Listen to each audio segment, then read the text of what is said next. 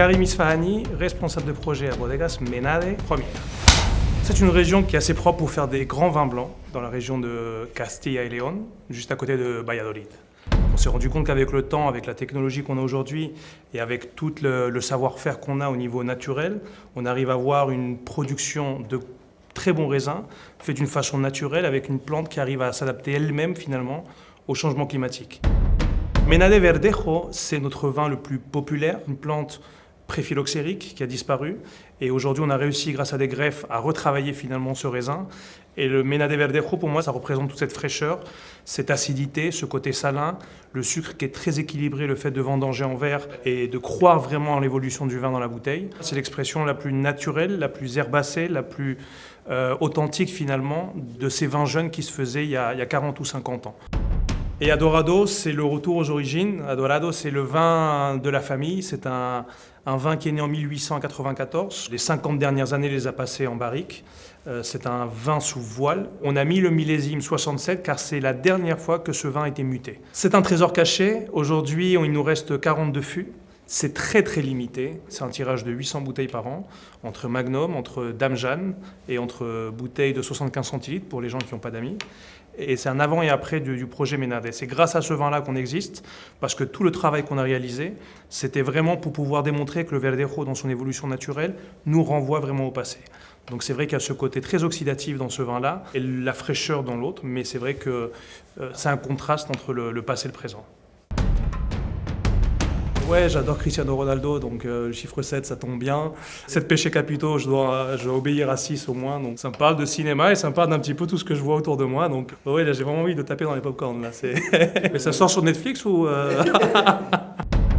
Si Menade c'était un film, je vais te répondre Dumb and Dumber. Parce qu'avec mon cher Richard Sanz, il y a ce côté explosif professionnel, mais ce côté aussi où des fois on se prend pas au sérieux parce que voilà, on est tel qu'on est. C'est territoire Comanche à chaque fois, mais c'est vrai que Menade n'est pas un projet de catalogue. On est un projet où il faut sortir, il faut venir le défendre, l'expliquer. Ça permet de faire connaître une région, une vinification. Moi, c'est nos clients que j'ai à remercier à chaque fois parce qu'on est dans notre vignoble, puis d'un coup on se retrouve avec nos vins dans les Alpes, aux États-Unis, aux Maldives, à Madrid. Donc on se dit, il y a vraiment du travail derrière, bien fait. Mais l'acteur principal, c'est Richard, sans aucun doute. Il y a un type qui travaille chez nous depuis 10 ans, je ne sais toujours pas ce qu'il fait. Mais en tout cas, il est important. Donc je vais te répondre lui, mais il ne parle pas. Mais Richard me dit qu'il est important. Donc, voilà. Le meilleur scénario, ça a été de sortir de l'appellation. On a pris ce risque et aujourd'hui, on est connu pour Bodegas Menade et pas juste pour être Verdejo ou être dans la zone Rueda. La récompense, j'ai à chaque fois la meilleure version de nous, elle est dans les bouteilles. Aujourd'hui, grâce au travail, on est devenu grand en Espagne, mais par la qualité et pas par le volume. À chaque fois, quand on mange beaucoup, on devient obèse, on ne devient pas grand. Je pousserai une gueulante à ceux qui continuent de penser qu'à travers le produit chimique en soi, on va réussir à maquiller absolument tous les défauts. Parce que quand une appellation est là pour défendre un terroir et qu'au final permettent de faire des choses qui pour moi sont terribles, qui vont à l'encontre de ça, je pense que nous, on est en train de démontrer que c'est possible de faire des grands vins bio ou des grands vins sans sulfite rajouté. Moi, je vais toujours remercier l'hôtelier qui, des fois, sacrifie une partie de ses marges pour avoir un produit supérieur, pour défendre quelque chose d'authentique. Ma plus belle réalisation, c'est d'avoir presque convaincu Richard de bientôt faire un rosé.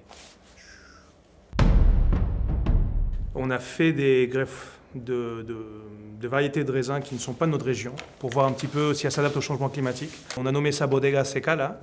Et donc, ouais, c'est quelque chose qui va avoir beaucoup de poids dans l'avenir, parce qu'on commence à avoir des retours et ça va être certainement énorme. Donc, ouais, on ne s'arrête pas, quoi. On est ravis de voir que les Solera de Menade ont remplacé le Genepi dans les montagnes. Je pense que c'est une grande avancée. Merci à vous.